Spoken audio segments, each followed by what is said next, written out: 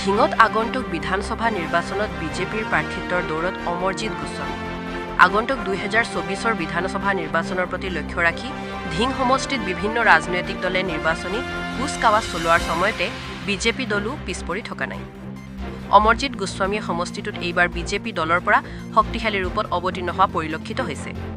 বিজেপিৰ প্ৰাৰ্থিত্ব প্ৰত্যাশী গোস্বামীয়ে সমষ্টিটোৰ চৰ অঞ্চলকে ধৰি গাঁৱে ভূঞে বিভিন্ন অঞ্চলত সভা সমিতি পাতি ভোটাৰ ৰাইজক আকৰ্ষিত কৰা পৰিলক্ষিত হৈছে।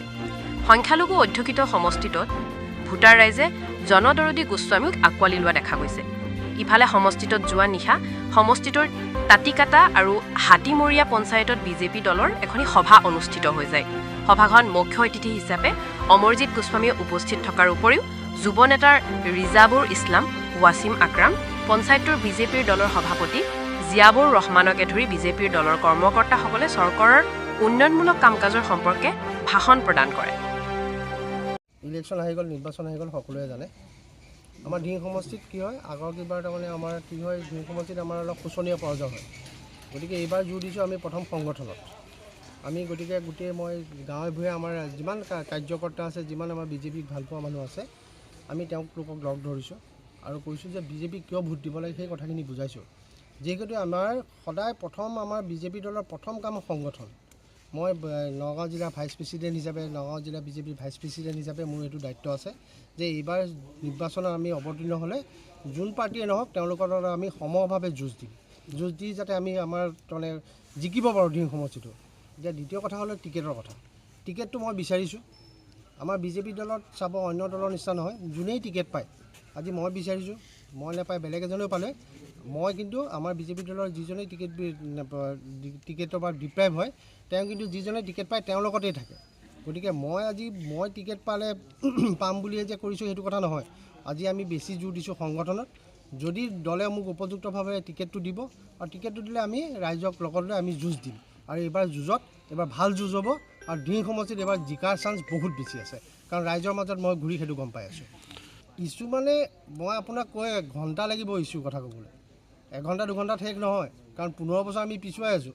আপুনি ৰিপৰ্টাৰ, আপুনি ধিং সমষ্টি গোটেইখন ঘূৰিছে। মূৰে মাজ মজিয়াত আপুনি গাড়ীটো যাব নোৱাৰে, গাড়ীৰ বডিটো লাগি যায়, মাথাৰি অৱস্থা নাই, হস্পিটেলত ডক্টৰ নাথাকে। আপোনাক কিমান ক'ম, কাৰণ আজি 15 বছৰ আমাৰ ARDF ঠগাই থাকিলে। গতিকে উন্নতি বেছিকটো উন্নতি, ৰাজহুৱা উন্নতি, ৰাইজৰ উন্নতিৰ কাৰণে আমাক বিজেপি দল যে একান্ত প্ৰয়োজন।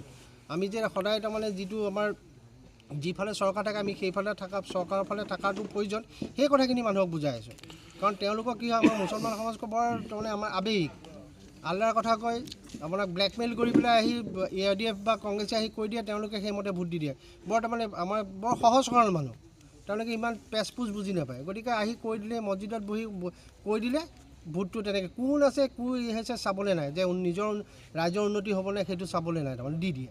গতিকে এইবাৰ মানুহখিনিয়ে বুজিছে যে এনেকৈ নহ'ব, আমাৰ আমি চবতকৈ পিছ পৰি আছোঁ। গতিকে ৰাইজৰ উন্নতি, সমাজৰ উন্নতিৰ কাৰণে এইবাৰ আমি বিজেপি দলক আমি এইবাৰ জয়যুক্ত কৰাব লাগিব। গতিকে চেষ্টা কৰি আছোঁ। ৰাইজে এতিয়া ৰাইজৰ ওপৰত এৰিছোঁ, ৰাইজে কি কৰে। কিন্তু এইবাৰ আমাৰ বহুত পজিটিভ, বহুত আমাৰ ৰাইজৰ লগত কথা পাতি গম পাইছোঁ তেওঁলোকৰ মনোভাৱটো সলনি হৈছে, যে আমি 15 বছৰত যি ভুল কৰিলোঁ এইবাৰ সেইটা পুনৰাবৃত্তি নকৰোঁ। আমি মিয়া মানুহে আপোনাক বহুত আঁকোৱালি লোৱা দেখা পোৱা গৈছে, কিহৰ কাৰণে? মানে চাওক, মোৰ ঘৰখন আমাৰ ঘৰখন মৌজাদাৰ ঘৰ, আমাৰ বটলৰ মৌজাটো আমাৰ। গতিকে জন্মৰ পৰাই সেই মুছলমান মানুহসকলৰ লগতে আমি ডাঙৰ দীঘল হোৱা। ৰাতিপুৱা শুই উঠি মুছলমান মানুহসকলক নেদেখিলে আমাৰ ৰাতি নোপোৱায়। গতিকে তেওঁলোকৰ আৱেগ অনুভূতিবিলাক আমি বেছি ভালকৈ অন্যই যিমান জানে তাতকৈ আমি বেছি ভালকৈ জানো, কাৰণ ডেইলি আমি 100-150 মানুহ লগেই পাই থাকোঁ আমাৰ মৌজাদাৰে আহে খাজনা দিবলৈ। গতিকে তেওঁলোকৰ লগত যেতিয়া মই কথা পাতোঁ তেওঁলোকৰ অন্তৰৰ কথাখিনি মই কৈ দিব পাৰোঁ। গতিকে তেওঁলোকে মোক বেছি হেৰি কৰিছে। গতিকে সহজ সৰল মানুহ, তেওঁলোকৰ অন্তৰত মই সোমাবলৈ সেইকাৰণে বেছি সক্ষম হৈছোঁ। আৰু প্লাছ কি হয়, মানুহৰ লগত সহজ সৰলে কথা পাতিলে মানুহে ভাল পায়। সেই লিডাৰগিৰি চুটাই থাকিলে মানুহবিলাকে ইমান ঠিক নাপায়, আমাৰ মুছলিম মানুহসকলে সেইবিলাক ইমান ঠিক নাপায়। গতিকে আমি সহজ সৰলভাৱে কথা পাতি আমি চেষ্টা কৰি আছোঁ।